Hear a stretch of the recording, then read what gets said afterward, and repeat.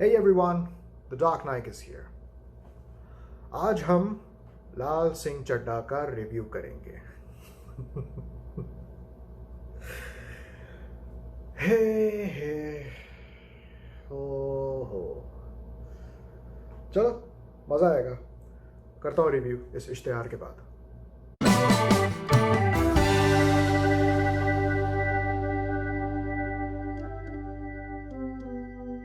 तो लाल सिंह चड्ढा अपनी मोहब्बत से मिलने ट्रेन में सफ़र कर रहा है और दौरान सफ़र आसपास जो मुसाफिर बैठे हैं उनको अपनी ज़िंदगी की नाकाबिल यकीन कहानी सुना रहा है।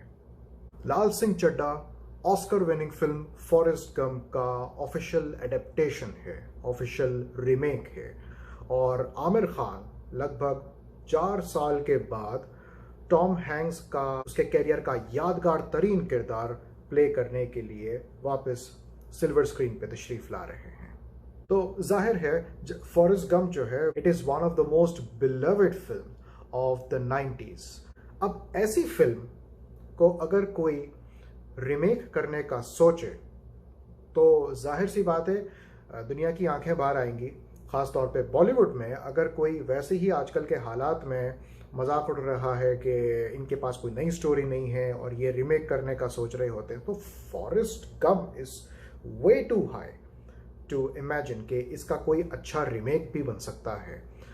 कहने का मकसद ये है कि आमिर खान और बाकी बनाने वालों पर जिम्मेदारियां बहुत बढ़ जाती हैं और हम इस खौफ में मुब्तला हो जाते हैं ये हमारे जज्बात के साथ ना खेले। अफसोस के साथ क्या खेला है, सब कुछ खेल लिया। WrestleMania, summer Olympics, winter Olympics, Trojan games, सब कुछ खेल लिया इस फिल्म ने। बॉस किस तरह से ये फिल्म देखी है ये मुझे पता है। फिल्म का जवाल वहीं से शुरू होता है जब आमिर खान पहले सीन में ट्रेन में बैठे हुए अपना मुंह खोलते हैं। Aamir Khan mister perfectionist, one of the most original performers. भाई साहब टॉम हैंक्स ने जो परफॉर्मेंस उस फिल्म में दी, ज़ाहिर वो जो नॉवल में जो कुछ लिखा हुआ था फॉरेस्ट गंप में उसके हिसाब से अपने कैरेक्टर को इमेजिन किया होगा and he translated that into his performance.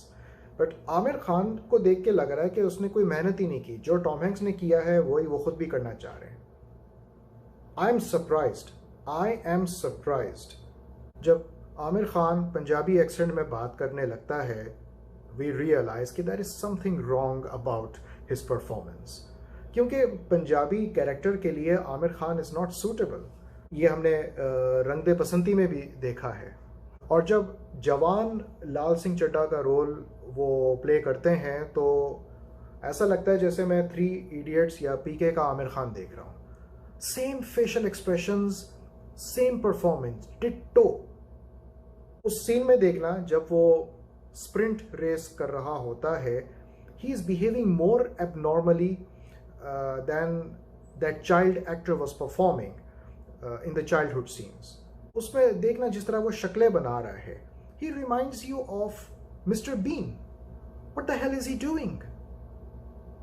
C, average entertainment के लिए एक ड्रामे में ह्यूमर ऐड करना कोई बुरी बात नहीं है if the makers execute well. लेकिन यहाँ पे लगता है कि हिदायतकार पूरी तरह से कंफ्यूज था। मैंने फिल्म का एक सही रीमेक पेश करना है, फॉरेस्ट गंप की इज्जत को भी नीलाम नहीं करना, पब्लिक को भी मनोरंजन करना है, गाने भी भरने हैं ताकि फिल्म का स्क्रीन टाइम बड़ा हो जाए और आमिर खान ने अपने कैरियर की एक बेहतरीन परफॉर्मेंस भी देनी है, बॉक्स ऑफिस भी चमकाना है। सब वो सारी बातें जो है ना, मेरे ख्याल से डायरेक्टर को एंग्जाइटी हो गया, उसको समझ नहीं आई कि मैं अब करूं क्या, वो कंफ्यूज हो गया।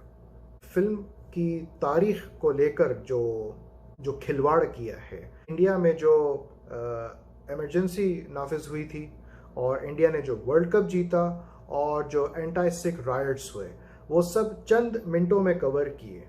लेकिन लाल सिंह चड्ढा वो जो बच्चा है वो बड़ा होके नहीं दिया। अगर किसी को इंडिया के इतिहास के बारे में थोड़ी वाकफियत है तो उसको ये बात समझ में आएगी कि जो इमरजेंसी नाफिज हुई थी वो हुई थी मिड 70s में। इंडिया ने क्रिकेट का वर्ल्ड कप जीता 1983 में, और फिर अगले साल 1984 में एंटी सिख राइट्स हुए थे। तो ये लगभग 8-9 साल का जो गैप है, इसमें ये बच्चा लाल सिंह चड्ढा बड़ा होके क्यों नहीं दे रहा? और अगर मैं ये एज्यूम कर लूँ कि डायरेक्टर ने खुद इन हिस्टोरिक इंसिडेंट्स को एक टाइमलाइन में फिट करने की कोशिश की है, it looks pretty silly. You simply could have grown Lal Singh Chadda over these historic timelines. ऊपर से बाला, played by Naga Chaitanya in his Hindi debut, has to be one of the most annoying characters of 2022, or maybe of several years. Inspired from the role of Baba from Forrest Gump. Baba को shrimps का business करने का obsession था, और बाला को चड्डी बनियान के बिजनेस करने का ऑब्सेशन था। बाबा श्रिम्प बिजनेस के बारे में फॉरेस्ट गंप से बात करता रहता है, बार बार उसका दिमाग खाता है। ये भी चड्डी बनियान के बिजनेस करने के बारे में लाल सिंह चड्ढा से बात करता रहता है। राइटिंग ने ज़रा भी कोई गुंजाइश नहीं छोड़ी कि आप कुछ ओरिजिनल करते। मतलब सीन टू सीन कॉपी करना तो उसको वो तो बात की बात है, नाम तक में मेहनत नहीं की। वो है बब्बा, ये है बाला। फिल्म के तारीखी लम्हात छिड़ते वक्त एक सीन आता है उसके बचपन का, जहां दिखाते हैं कि एक और दिल्ली का जवान लड़का था जो आगे चलकर बॉलीवुड का मेगा स्टार, सुपरस्टार, लेजेंड बन जाता है, Shahrukh Khan. And Shah Rukh Khan showed up in the film. Imagine Shah Rukh Khan showing up in an Aamir Khan film. कौन नहीं चाहेगा आमिर खान और शाहरुख खान को साथ देखना? बॉलीवुड के 3 मेजर खान्स में जो 2 खान अब तक आमने सामने किसी फिल्म में नहीं आए इन अ लीडिंग कैपेसिटी, वो है आमिर खान और शाहरुख खान। सलमान खान शाहरुख और आमिर दोनों के साथ आ चुका है, और बरसों पहले आशुतोष गोवारिकर की फिल्म पहला नशा जो है वो पहली और आखिरी फिल्म थी जिसमें आमिर और शाहरुख खान कुछ सेकंड्स के लिए आमने सामने आए थे। तो ये उस ज़माने की बात है जब ये कोई बड़े मेगा स्टार्स भी नहीं बने हुए थे। तो आज के ज़माने में everyone would like to see them together. Aamir Khan इस फिल्म का प्रोड्यूसर है, एंड स्टिल शाहरुख खान को फिल्म में लाने के बावजूद दे both do not show up together. What a miss.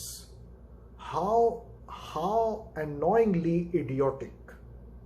Yes, pluses हैं फिल्म में, pluses हैं, बिल्कुल हैं, हैरानगी की बात है। लेकिन मैं फिल्म को फुल नेगेटिव रिव्यू नहीं करना चाहता, मैं उसमें कुछ बात भी बताना चाहता हूँ जो पॉजिटिव हो। ये मेरा असेसमेंट है। तो कुछ जो प्लसेस हैं वो है तानुज टीकू का बैकग्राउंड स्कोर, सत्यजीत पांडे की सिनेमाटोग्राफी बहुत अच्छी है, कुछ सीन्स बड़े अच्छे कैच किए हैं, और कुछ गाने भी अच्छे हैं फिल्म के, मुझे याद नहीं लेकिन हाँ कुछ गाने हैं अच्छे।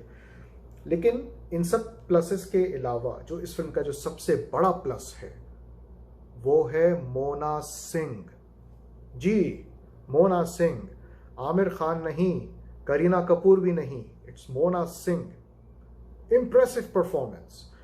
जो एंटी सिख राइट्स ड्रामेटाइज किए हैं उसमें आप मोना सिंह की परफॉर्मेंस देख लें, superb. Lal Singh Chadda has all the reasons to terribly fail at the box office and disappoint the audience. जिन लोगों ने फॉरेस्ट गंप नहीं देखा वो ये गूगल ट्रांसलेटेड वर्जन देख सकते हैं, and they are definitely going to enjoy.